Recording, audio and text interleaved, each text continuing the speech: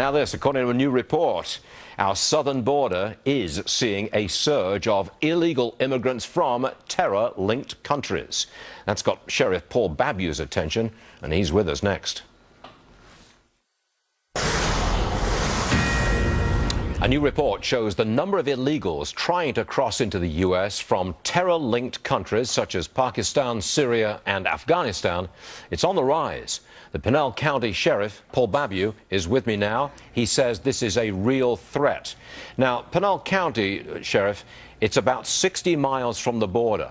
But you told me before that you see a lot of the illegals coming through your county as they head north. Are you seeing a lot of this new type of illegal, people from Syria, Afghanistan and Pakistan? Are you seeing them come through your county? We are, from different countries. We've had people from China come through Pinal County. This is insane. Not only what's troubling, the 100,000 plus that on average have come just through this one part of Arizona, this new figure of 6,400 people from countries that have either harbored or sponsored terrorism, countries from Asia, from Africa, from the Middle East. My God, why are they ending up here in Mexico to come across this unsecured border? And that's the reason. It is unsecured. It is not safe. This is a far more dangerous issue. The threat from terrorism, ISIS and the like, far more important than illegals, far more important than the drug cartels that we're successfully fighting here. Now, these are the people which Donald Trump, these are the people who Donald Trump wants to subject to extreme vetting. That probably means keep out. Are you with that? 100%. And this is why we've seen this. These numbers are actually surging right now. This is from mid-October to mid-May. We've seen 6,400 people from these countries of interest. This should send alarm bells off. Why this president and those in Washington have failed to do their job to secure the border. It's falling on us in law enforcement, and it's making our job nearly impossible. The number you just quoted is the number of people who've actually been caught. We don't know how many others came through. Now, as they come through your county, are you allowed to challenge? Absolutely, and that's what we do.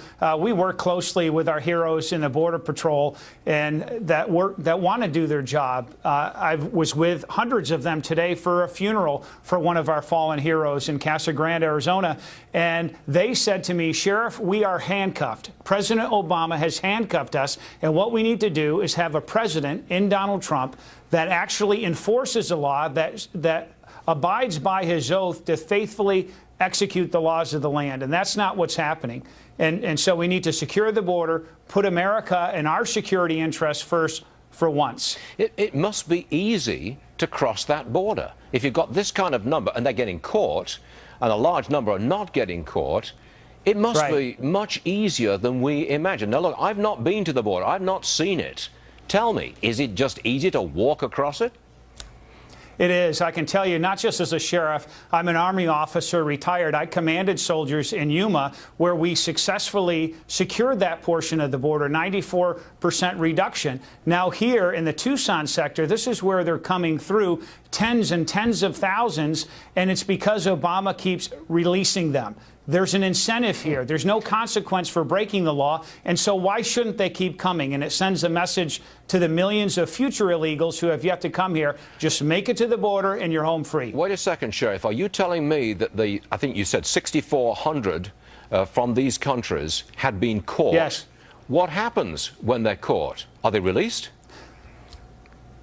Absolutely. This president has led the largest prison break in the history of our country. Just in the last 3 years, 84,000 criminal illegals, including these individuals, have been released into our communities.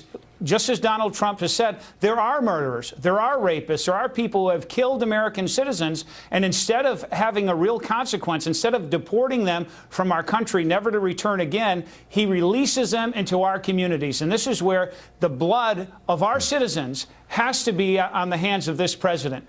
Paul Babu, we did, by the way, ask the Department of Homeland Security for a comment on this. They've not gotten back to us yet. But Sheriff Paul Babu. Of course not. No, thank you very much indeed for joining us, sir. Thank you, Stuart. Much appreciated. Okay.